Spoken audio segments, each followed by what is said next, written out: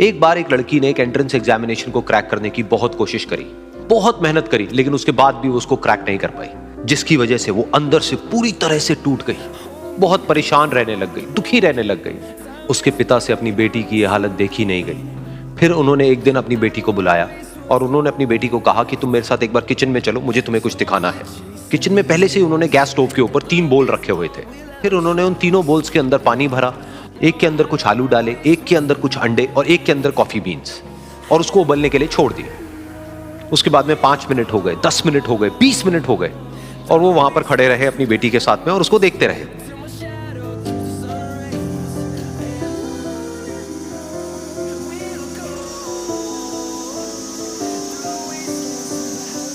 तो बेटी अंदर से थोड़ी सी इरिटेट होने लग गई, कहती है क्या कर रहे हो आप?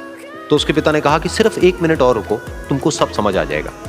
फिर उसके बाद में एक एक करके उन्होंने गैस स्टोव को बंद किया और जो पहला बोल था उसमें से आलू निकाले और निकाल करके एक प्लेट पे रख दिए। दूसरे बोल में से उन्होंने वो अंडे निकाले और निकाल करके एक और प्लेट में रख दिए, और तीसरे बोल में से जो कॉफी थी उसको छान करके एक कप के अंदर भर दिया और वो वहीं सामने स्लैब पे रख दिया और अपनी बेटी से पूछा कि तुम्हें क्या दिख रहा है? तो उनकी बेटी को थोड़ा सा गुस्सा आ गया। उसने कहा कि इसमें देखना क्या है, एक में आलू है, एक में अंडे हैं और एक में कॉफी है। तो उसके पिता ने कहा कि एक बार इनको छू करके देखो, शायद तुम्हें कुछ समझ आए। तो उसने सबसे पहले आलूओं को छुआ, तो जब उसको छुआ और थोड़ा सा दबाया तो वो बिल्कुल सॉफ्ट हो चुके थे। तो उसके बाद में उसके पिता ने उन अंडों को तोड़ा तो वो हार्ड थे।